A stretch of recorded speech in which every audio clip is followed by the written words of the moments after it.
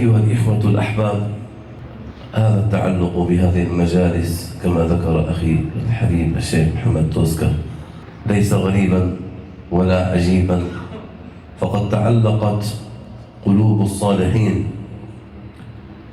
بالله عز وجل حتى أكثروا ذكره لما قال لهم اذكروا الله ذكرا كثيرا.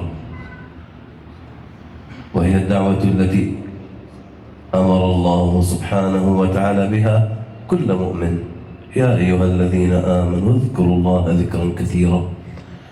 وتعلقت قلوبهم بالنبي صلى الله عليه وسلم حتى حصلت منهم أحوال عند الصلاة عليه وعند زيارته وعند الوقوف أمام حضرته، أحوال عجيبة ذكرها أهل التراجم وذكرها أهل السير، ومنهم من كان بين أظهرنا ومنهم المحبون الذين كانوا في زماننا، ولا نتكلم فقط عمن سبقنا وعمن تقدم من أهل الله عز وجل.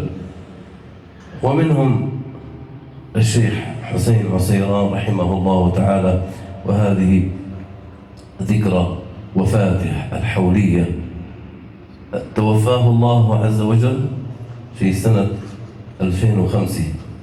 مرت السنوات، كان حبه عجيبا وكان دمعه عند ذكر النبي صلى الله عليه وسلم صبيبا. سبحان الله، عندما يذكر النبي صلى الله عليه وسلم أمامه،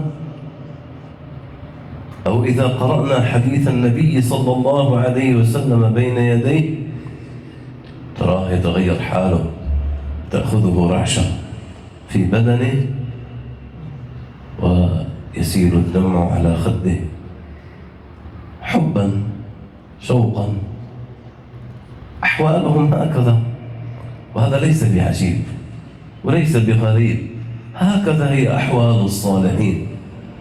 أحيانا نتعجب مما هو أصل، نحن الذين تغيرنا، نحن الذين ابتعدنا، نحن الذين هجرنا، نحن الذين قصرنا، أما هي أحوالهم هكذا.